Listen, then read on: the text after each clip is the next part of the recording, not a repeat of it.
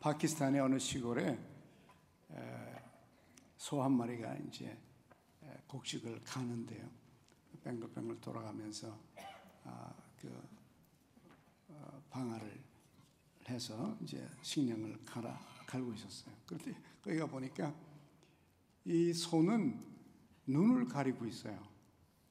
눈을 가려놨어요.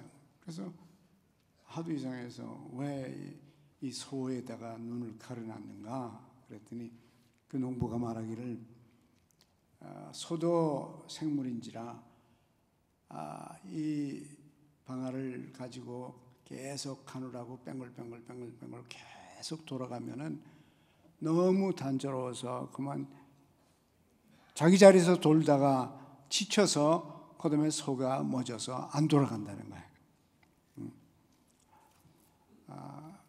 그래서 눈을 가렸다는 거예요.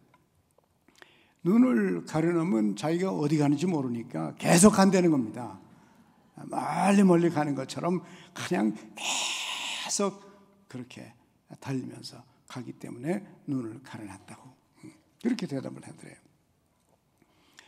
때로는 사람들도 어디 가는지도 모르고 열심히 가기만 하는 거예요. 그 가봤자 제자리인데 그걸 모르고 그냥 그 자리에서 뱅글뱅글 도는 인생을 살아가는 사람들이 세상에 많이 있죠.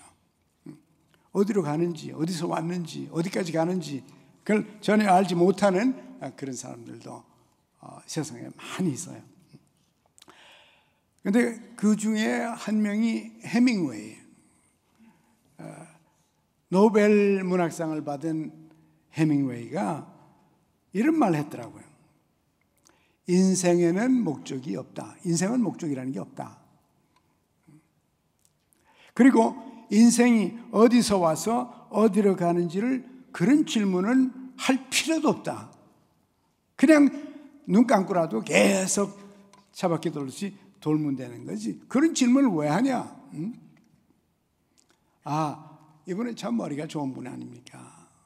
노벨상 받을 정도면 엄청난 문학가인데 이렇게 유명한 문학가도 앞이 안 보이는 겁니다. 사람이 한 번 태어나서 한 번 태어난 머리를 가지고는 어디서 왔으며 어디로 가고 있고 왜 살고 있는지 인생의 의미가 뭔지 그런 거를 묻고 싶지도 않은 거예요. 물어봤자 대답이 없잖아요. 어떻게 사람이 대답을 합니까? 그러니까 아예 질문해봤자 머리만 아프니까 질문할 필요도 없다. 인생은 의미가 없고 의미를 묻는 질문 같은 것은 할 필요도 없다고 이렇게 해밍웨이가 대답을 했어요. 그냥 방향 없이 의미 없이 그냥 달려가는 인생이 얼마나 우리 주위에 많은지. 그런데 성경은 한 번 더 태어나면 한 번만 태어났을 때는 해밍웨이 같이 말해도 한 번만 더 태어나면 대답을 찾는다. 대답을 얻을 수 있다. 첫 번째는 부모로부터 받은 육신의 생명뿐이에요. 우리가 예수를 만나서 하나님을 알게 되고 영생을 알게 되고 죄 사함을 알게 되고 전국을 알게 되고 이렇게 알게 되면은 우리 속에 또 하나의 생명이 생겨요. 두 번째 생명이 생깁니다. 그래서 영적으로 다시 태어나는 거죠. 여러분들이 다시 한 번 더 예수님을 통해서 예수를 믿고 고백함으로써 받아들임으로 한 번 더 태어나서 생명이 생기면은 어떻게 되나? 우리 속에 새로운 성품이 생깁니다. 새로운 성품이 생겨요. 사도 바울은 말씀하시기를 에베소 2장 3절에 우리는 본래 본질적으로 진노의 자식이다. 이런 표현이 있어요.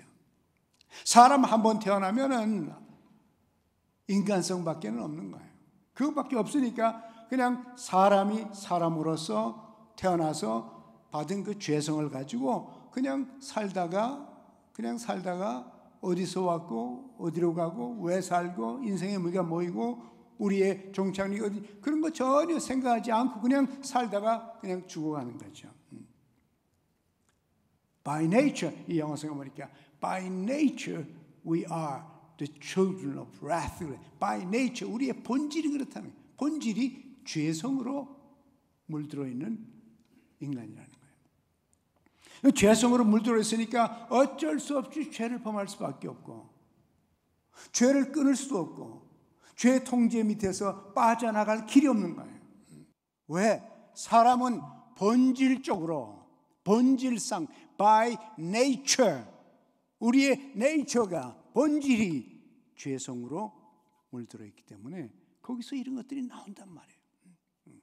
그런데 한 번만 부모로부터 생명을 받은 사람은 죄의 본질밖에 없다고 말해요. 죄의 본질밖에 없어. 근데 예수님 만나가지고 예수님을 알게 되고 예수를 믿게 되고 하나님의 은혜를 알아서 예수님을 믿고 영접하면 내 안에 새로운 본질이, 새로운 성품이 나타납니다. 새 것이 나타나요. 여러분 그 4절 한번 보세요. 오늘 본문의 4절에 보면 이렇게 되어 있죠.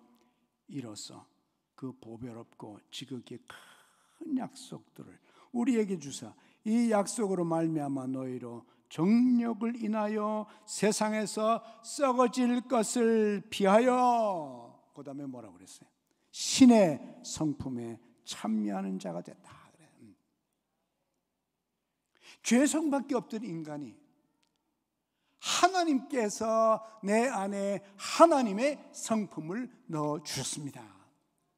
영원한 하나님의 성품을 내 안에다가 넣어주셨어요. 그래서 하나님의 성품을 받은 자, 하나님의 성품에 참여한 자, 신의 성품. 우리가 하나님은 아니에요. 인간은 절대로 하나님은 될 수 없습니다. 하나님은 될 수 없으나 하나님의 성품을 받아서 우리가 하나님처럼 돼 갈 수가 있다는 거예요. 이게 저절로 되는 일이 아니에요. 하나님으로부터 생명을 받아야 돼요. 하나님의 성품을 받아야 됩니다. 여러분이 만약에 오늘 예수 그리스도를 여러분의 구주로 고백한다면 여러분 안에 하나님께서 주신 신의 성품이 있는 것을 아시기 바랍니다. 그래서 그 성품을 계속 성장시켜서 시간이 가면 갈수록 여러분과 제가 예수를 닮아가는 그 축복이 있길 바라요. 인간의 모습 속에 예수님만이 하나님을 완전히 닮은 그런 모습이 있어요. 그래서 우리가 예수를 오래 믿으면서 신앙생활을 착실하게 해나가면 우리들이 점점 변해서 예수를 닮을 수가 있습니다. 신의 성품이 있기 때문에. 그런가 하면은 또 우리가 새로운 피조물이 됩니다. 다시 태어나면 새로운 피조물이 돼요. 고린도후서 15장 7절에 보면 이런 말씀이 있는데 우리 같이 한번 읽어볼까요? 그런즉 누구든지 그리스도 안에 있는 자는 새로운 피조물이라. 보라 새 것이 되었다. 예수 그리스도 안에 들어오면 우리가 새로운 피조물이 돼요. 하나님이 우리를 새롭게 창조해 나가십니다. 새 사람이 돼요. 새로운 피조물이 됩니다. 예수 안에 들어오면 새로운 피조물이 돼서 이제부터 하나님께서 예수 그리스도 안에서 우리를 점차적으로 빚어가면서 우리를 예수님과 함께 만들어 주십니다. 그래서 우리들이 점점 변하는 거죠. 우리는 새로운 피조물입니다. 그런가 하면은 우리가 다시 또 태어나면 세 번째로는 새로운 마음이 생깁니다. 옛날에는 거듭나지 못한 육신으로 얻은 굳은 돌과 같은 마음이 있었다고 성경 그렇게 표현하고 있어요. 에스겔 36장 25절에서 27절의 말씀 보면은 25절에 맑은 물을 너희에게 뿌려 너희로 정결케 하되, 맑은 물을 뿌려가지고 우리를 깨끗하게 만들어준다.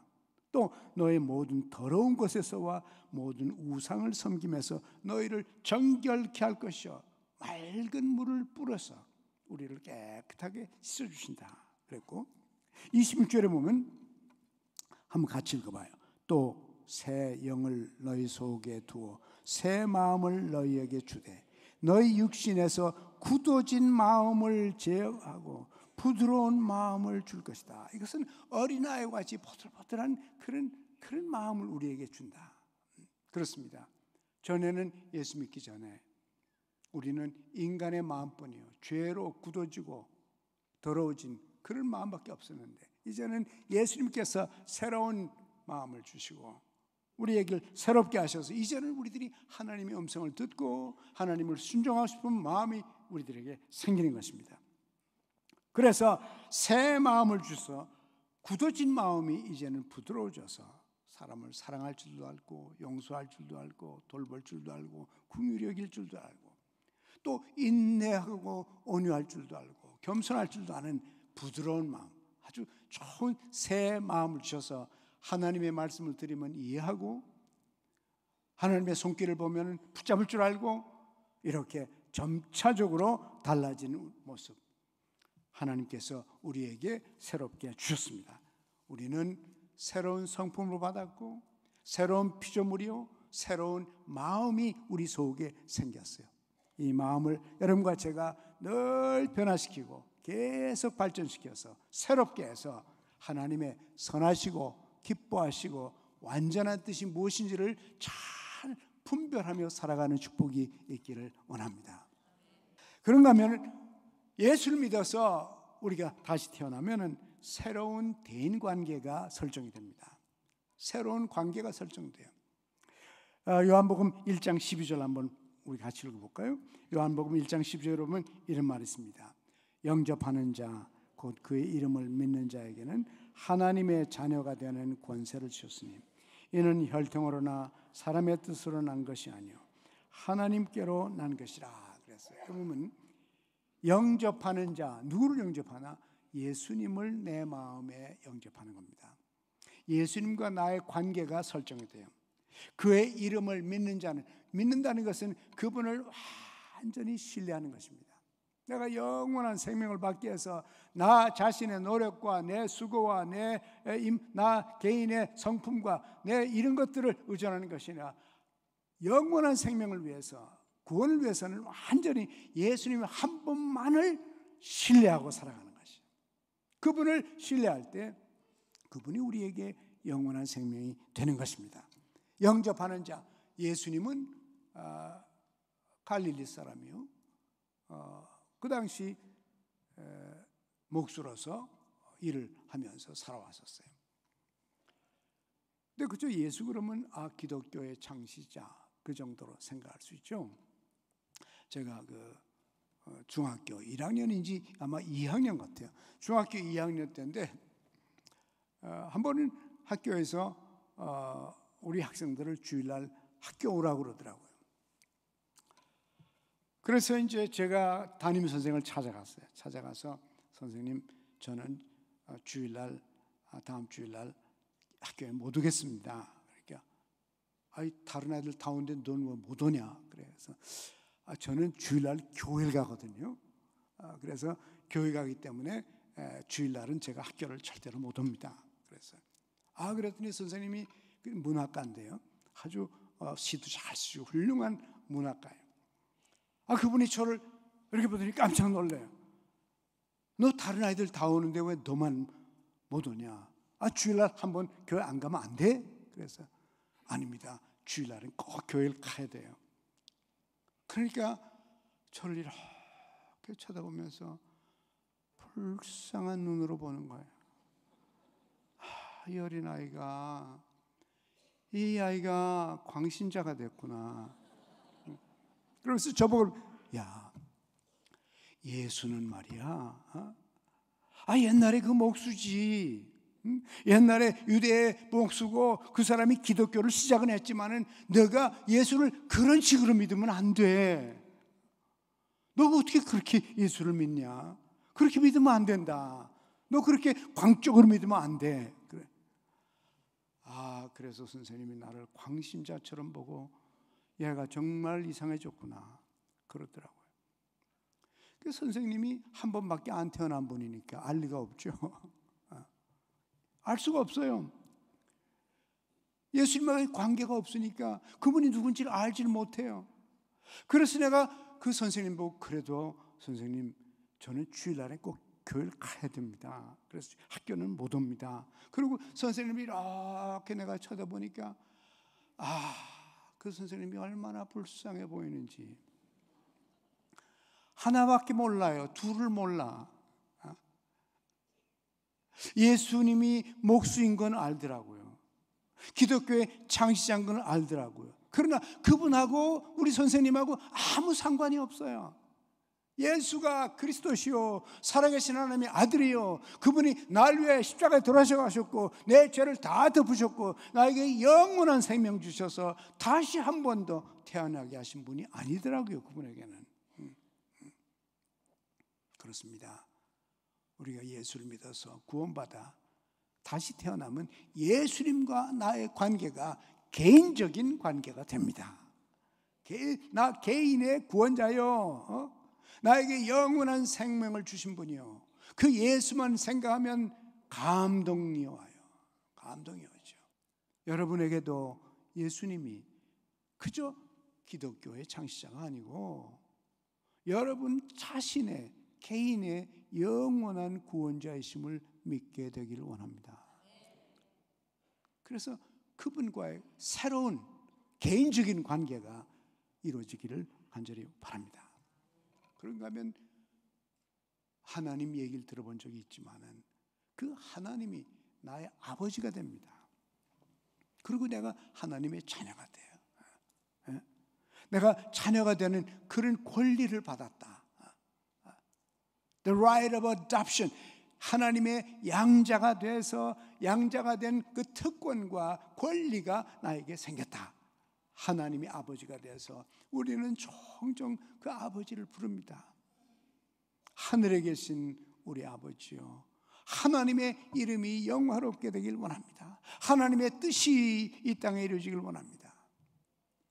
이렇게 우리는 하나님을 아버지로 모시고 그 아버지가 우리를 돌봐주시고 우리를 사랑하시고 우리를 품어주시고 우리를 인도하시고 우리를 격려해 줄 것을 믿습니다. 그래서 아무리 어려운 형편이 있었고 아무리 나에게 없는 것이 많아도 아버지께서 다 공급해 주시고 돌봐 주실 것을 믿는 거예요. 저 공중의 새 보라, 저 들의 백합화 보라, 저 들의 짐승들 보라.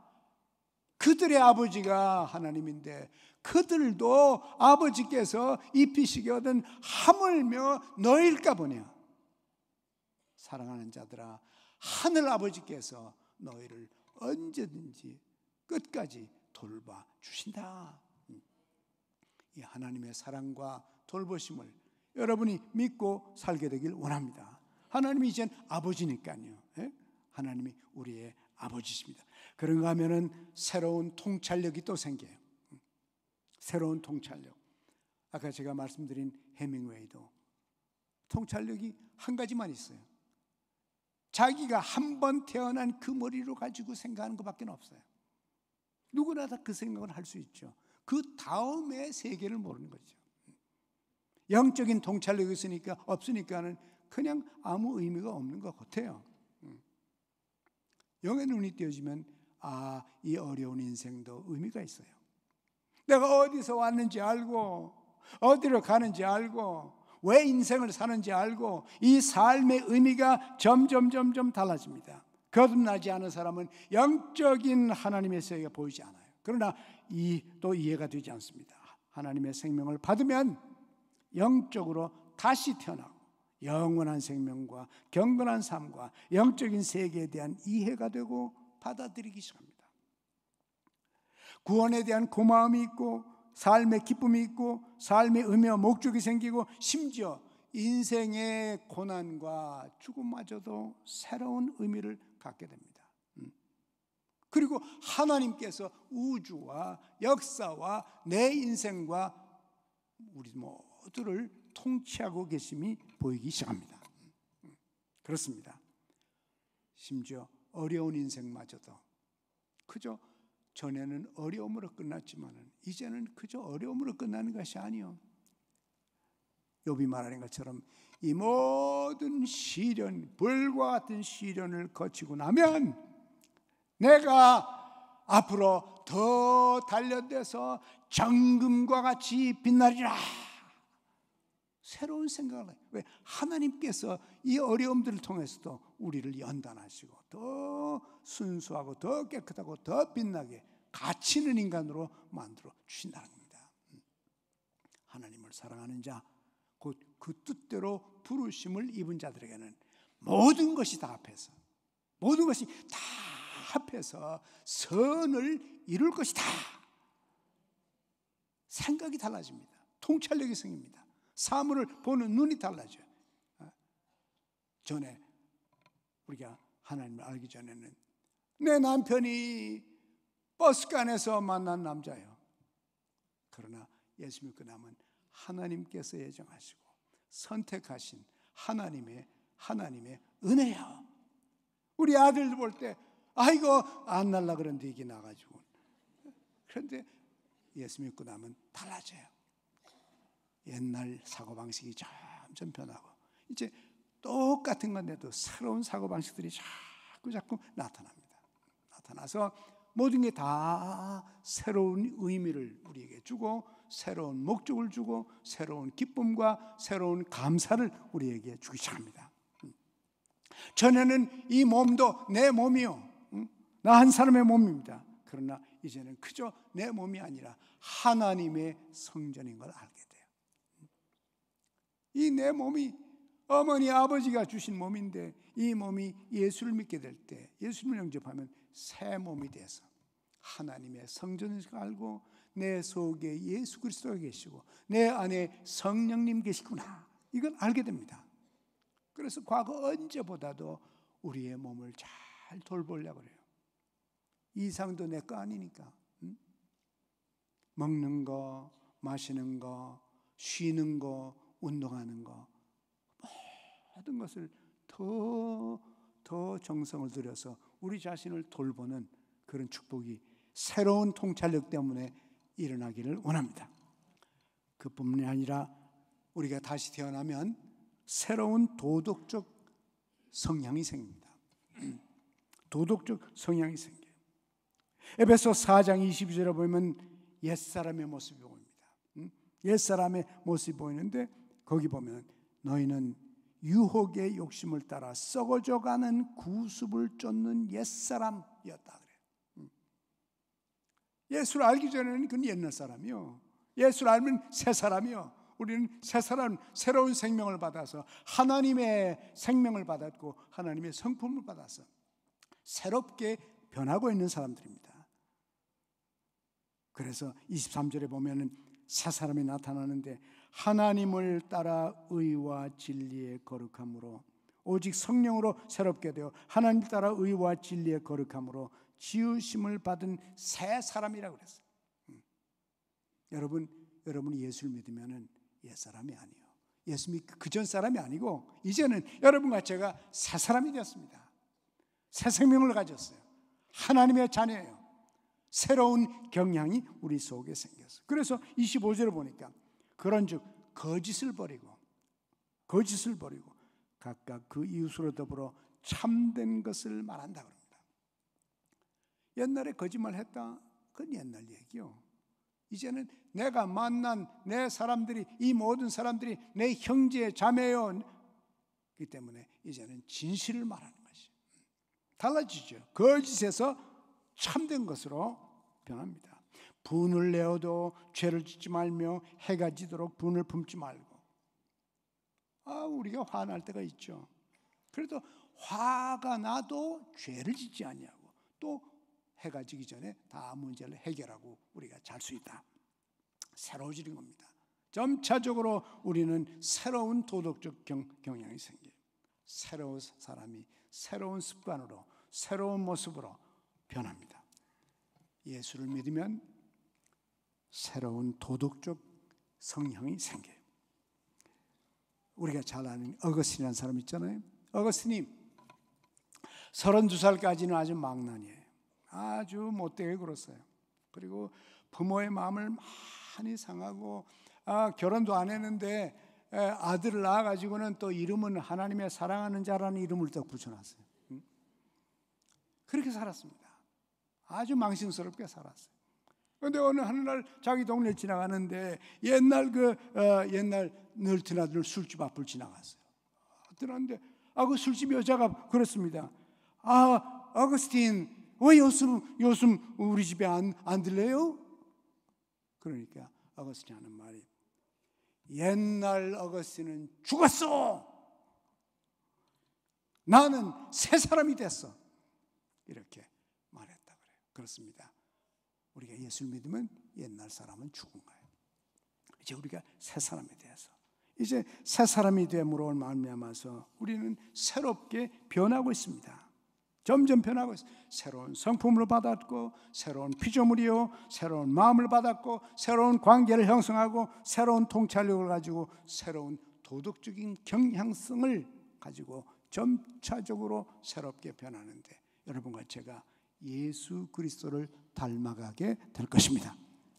하나님이 여러분과 저에게 은혜 주셔서 우리 모두가 날마다 변하고 새로운 삶들이 펼쳐져서 우리의 모습 때문에 수많은 사람들이 우리가 믿는 하나님, 우리가 믿는 예수 그리스도를 만나는 축복이 이번 명절에도 여러분 가정에 있기를 간절히 원합니다. 하나님 아버지, 옛사람은 죽고 새 사람이 된 것을 감사드립니다. 새로운 피조물이 되어서 하나님의 성품을 받아 누리게 하시니 감사합니다. 새로운 마음과 새로운 관계로, 새로운 통찰력을 통해서 새롭게 도덕적으로 변하는 저희들 다 되도록, 그래서 하나님, 우리가 새 사람이 되어서 예수를 닮아가는 축복을 허락하여 주옵소서. 우리의 모습을 보고 우리 주위 사람들이 하나님을 만나고 예수를 만나 우리와 같은 축복을 누리게 하여 주옵소서. 예수님의 이름으로 기도합니다.